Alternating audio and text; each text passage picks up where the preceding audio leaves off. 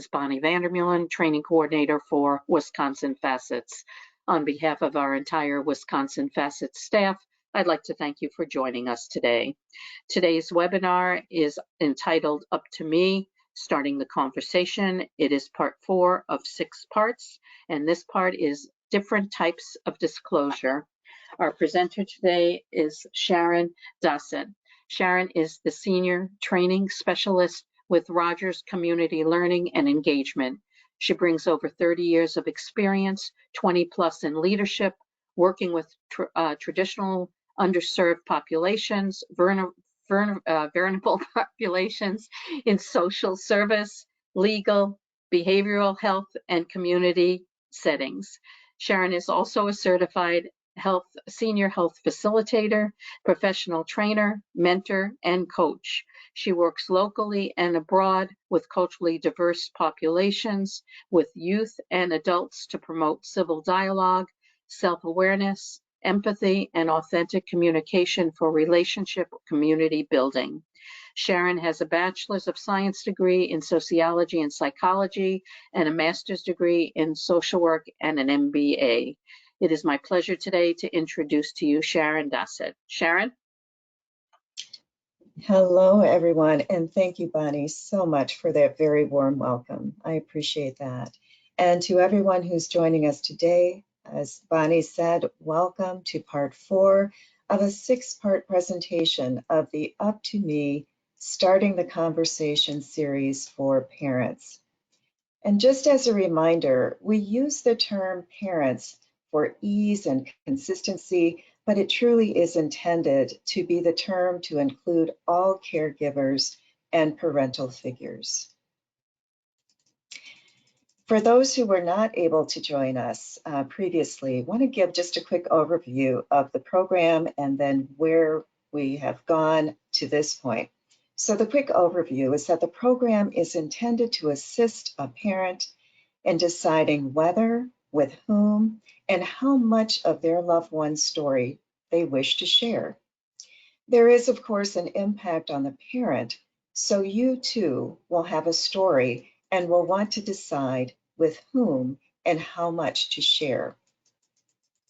In session 2, we presented considerations to explore the telling of your child's story and your own story. Some of the things we talked about were considerations of the pros and cons of telling someone about your loved one's mental health challenge.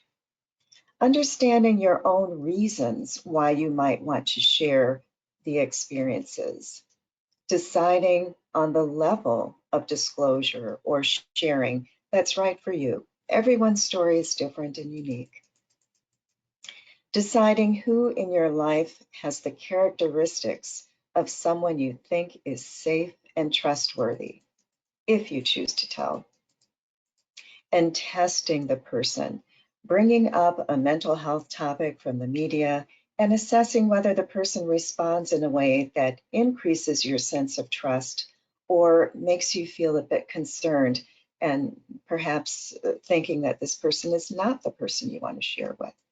So testing each person. Considering what you will say ahead of time, so planning how you will approach sharing if you choose to share. Thinking about what parts of your experience you want to share and the reason for sharing. So if you decide to share, you don't have to tell your whole story. Maybe there are just 1 or 2 things that you want to share. And if you choose to share, considering really emphasizing strength and recovery and wisdom when sharing.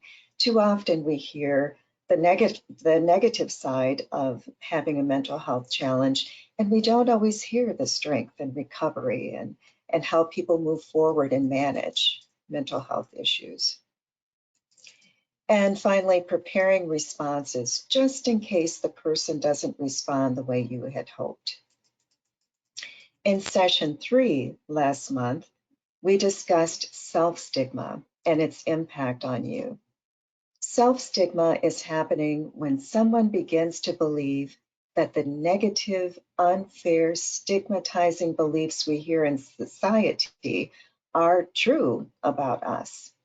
For example, if I'm depressed and I hear a friend or a family member or a colleague or someone else in society say that depression is just laziness, I might think to myself, oh, wow, maybe I'm just being lazy. That's self-stigma, and that's hurtful and harmful. And then that brings us to today.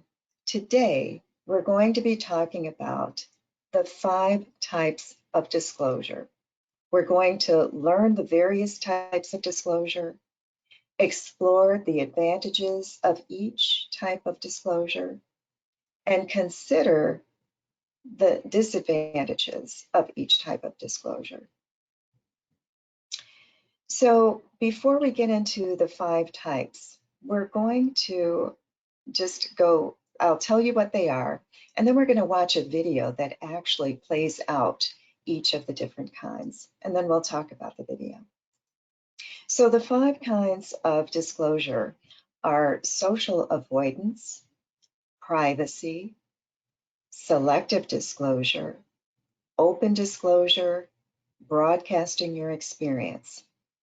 And you may notice as you look at these different types of disclosure that they're listed from the most restrictive sharing to the least restrictive sharing of one's story. And I'll explain more what that looks like as we go through the definitions. But now we're going to watch the video and listen closely, and you'll hear people talk about who they decided to disclose to, why, when, and how, and see if you can pick out some of the different types of disclosure.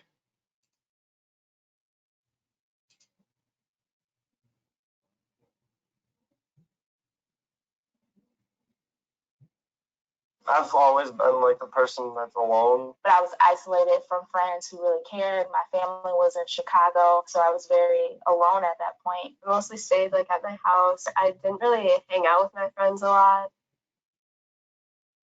I actually was like really secretive about everything. I considered myself alone.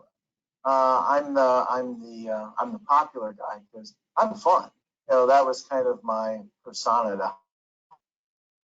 I didn't want anybody to know I was hurting, so I always was happy. What held me back was showing that I was weak. I never want to appear like anything's wrong. I always want to be smiling, making other people laugh.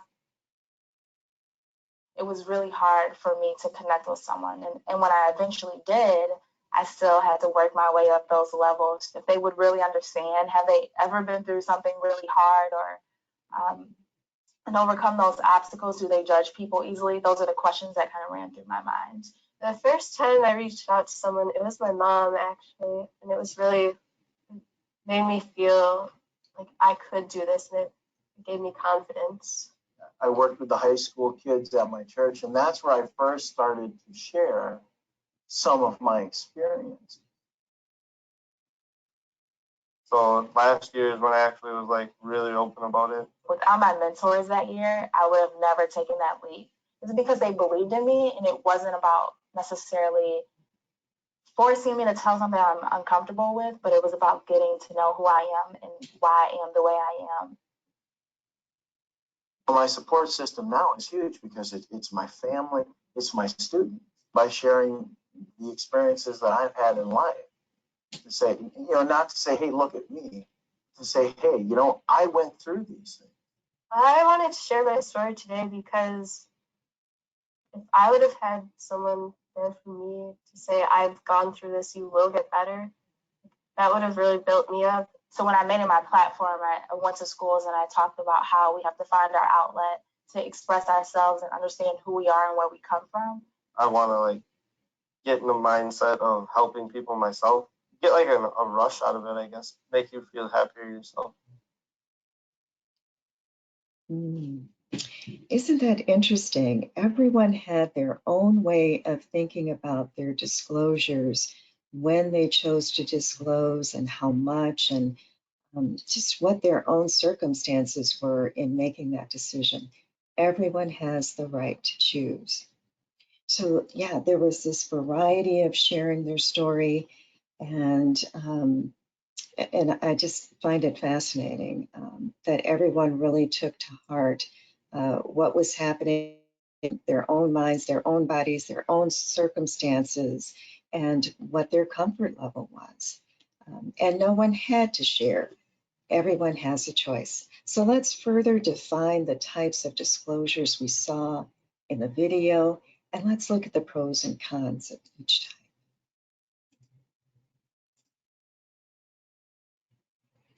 So social avoidance. In the video, this was referred to as isolation.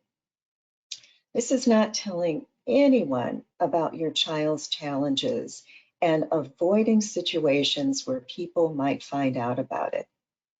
Because this would also include school, you might decide to homeschool your child.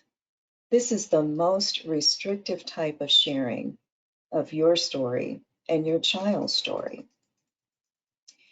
So a pro to this kind of decision to avoid socially would be that you won't encounter people who unfairly harm you. This might feel like a very safe and self-protective option. You're not going to encounter anyone who might ask a question or to whom you might have to disclose. You can just isolate and keep the information to yourself. And that might feel really good. A con or a downside might be that you lose the opportunity to meet new people who might be supportive. And as was shared in the video, isolating can be lonely. So it just depends on your personality and what you want. Some people might feel very good about isolating, and others might feel lonely. So you have to decide if that's right for you. Privacy is another type of disclosure or another level of disclosure.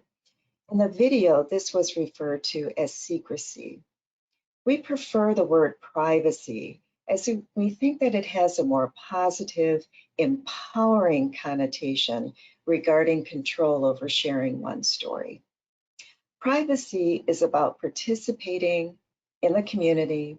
So you may be participating at work or in other community settings or situations, but even though you're there, you choose to keep your loved one's mental health challenges private. The pro is that, like avoidance, you choose to keep the information about your mental health challenges from others. But in this situation, you are still able to participate in sports or in friendships or in other things in the community.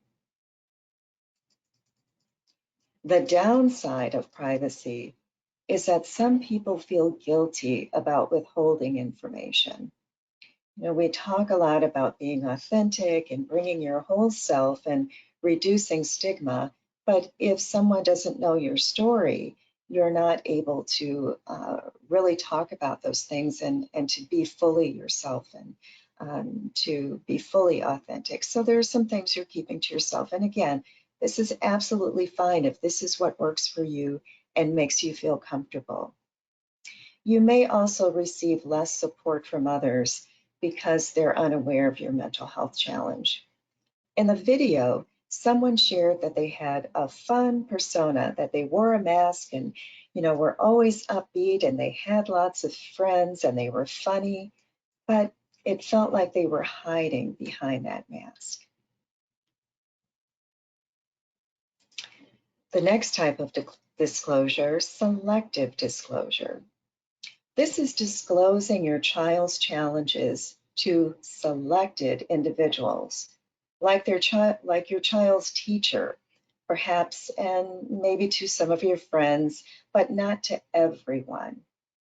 In the video, someone shared that they would test people to determine whether they wanted to disclose to the person. They would ask if the person had ever been through anything hard and whether the person judges others easily. This is neither the most or least restrictive type of sharing that you or of your story or your loved one's story. It's sort of in the middle. For some who choose to share, they may see it as a happy medium in the way. So they find people to test, and if they feel that this person has the right characteristics and they feel comfortable, they may share. So in that way, they have some people who are aware and can be supportive, but they don't have to tell everyone. The downside to that is you may disclose to some people who then hurt you intentionally or unintentionally by sharing with others. You may have some difficulty too in keeping track of who you told and who you didn't tell, or what parts of your story you told to someone and maybe other parts that you didn't tell. So you'll just want to pay attention and maybe just jot down who you spoke to and shared your story with and what kinds of things you told them, so that you stay in control of your own information as much as possible. Another kind of disclosure is open disclosure. Open disclosure was called indiscriminate disclosure in the video. This means making the decision to no longer conceal your child's challenges and to no longer conceal your part of the story of supporting your child with challenges. This does not mean, however, that you're telling everyone everything. This just means that if someone asks, or if you happen to be in conversation, that you're willing to share. Someone in the video shared that they first told their story to their mom. Another shared that they decided to tell the story to the people in their current circles. The positives, or the upside, is that you don't have to worry about who knows about your problems. You're likely to find people who will be supportive. The downside, or the con, is that you may tell people who then hurt you with that information. People who you have disclosed to may break your confidentiality and tell others. So it's a risk that you take, and you have to consider that beforehand. And finally, broadcasting your experience. Broadcasting, or full disclosure, is actively seeking out and educating people about your child's challenges. Broadcasting is like advocacy. You're speaking out about your loved one's story to advocate for stigma reduction. You're also perhaps advocating for additional resources or greater access to quality, affordable services. It could also be that your loved one is speaking to same-age peers to provide support, to reduce stigma, and to just let them know that, just like me, people have mental health issues. This is the least restrictive type of sharing of your story or your loved one's story. The pro is that when you broadcast, you don't worry about who knows about the mental health challenges. You're intentionally taking charge of your story. You're promoting a sense of empowerment within yourself. The downside is that you're, again, likely to encounter people who may try to hurt you with this information. You're also going to meet people who disapprove of your statements and who may misconstrue, politicize, or otherwise direct negative sentiments toward you and your story. So you open yourself up in a vulnerable way when you're broadcasting. Let's take a moment to consider an exercise that you can do for yourself. As always, I'd like to reiterate that we are not advocating for disclosure or non-disclosure. Each individual has choice, and we respect that. We're here to provide aspects of disclosure that others have found helpful in their decision-making. So now I'd like for you to consider your decision-making. In this exercise, and this is something that you can do multiple times for different settings, you're going to choose pros and cons, or consider pros and cons of the 5 choices of disclosure for each group that you may be in, for each setting. For example, you may do this exercise for your work setting. So if you think about your work setting for a moment, or your school setting or church setting, just think about one setting that you're in. Just think about the pros of sharing. What might be some of the benefits of sharing in that particular setting that you have in mind? What are some of the positive things that might come out of it? Might you get support? Might you find additional services?